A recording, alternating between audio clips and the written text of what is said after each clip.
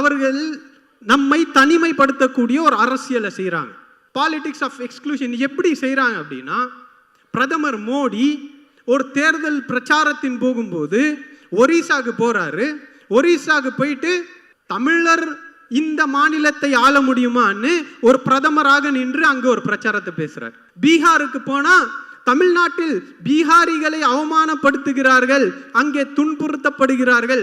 ஆனா அந்த தமிழரை கொண்டு வந்து பீகார்ல பிரச்சாரம் செய்யக்கூடியவர்களுக்கு வாக்களிக்கலாம் அப்படின்னு தமிழர்களை எக்ஸ்க்ளூட் பண்ணக்கூடிய ஒரு அரசியல், தனிமைப்படுத்தக்கூடிய இந்திய நீரோட்டத்திலிருந்து தனிமைப்படுத்தி ஒரு அரசியலை பேசி அந்த அரசியல் மூலமாக தேர்தல் வெற்றியை பெறக்கூடிய ஒரு பிலாசபி, ஒரு சித்தாந்தம், ஒரு தத்துவத்தை அவர்கள் கண்டுபிடிச்சு வச்சிருக்காங்க.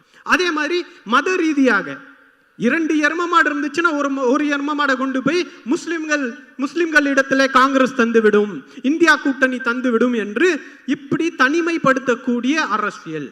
இதை தாண்டி மிரட்டி பார்க்கக்கூடிய அரசியலும் அவர்கள் செய்யறாங்க. எப்படி மிரட்டி பார்க்கக்கூடிய அரசியல் என்றால், நீங்க வீட்டுல தூங்கிக்கிட்டு இருக்கீங்க, யூபியில ஒரு முஸ்லிமுடைய ஒரு அடிக்கடி நடக்கக்கூடிய ஒரு சாதாரணமாக நடக்கக்கூடிய உங்களுடைய சொத்து, உங்களுடைய அப்ப வாங்கி கொடுத்த இடத்துல உங்களுடைய உழைப்புல நீங்கள் கட்டி வைத்திருந்த வீட்டை அதிகாலையில் வந்து ஒரு நோட்டீஸை கொடுத்து 4 புல்டோசரை வச்சு இடிச்சு தரமட்டம் ஆக்கிவிட்டு, இந்த நோட்டீஸ் இது சட்டத்துக்கு புறம்பா கட்டி இருக்கேன்னு சொல்லி இடிச்சுட்டு போயிட்டே இருக்க முடியும். இடிச்சுட்டு போயிட்டே இருக்கலாம், யாரும் கேள்வி கேட்க முடியாது. இது மிரட்டி பார்க்கக்கூடிய அரசியல்.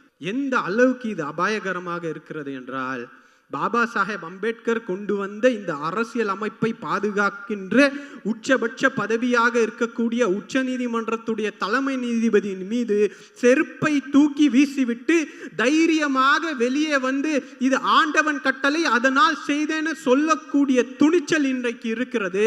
அந்த துணிச்சலுக்கு எதிரான ஒரு கருத்தியல் இருக்கிறது என்றால் அது திராவிட கருத்தியல் மட்டும்தான். அதுல நம்ம பெருமைப்பட வேண்டும்.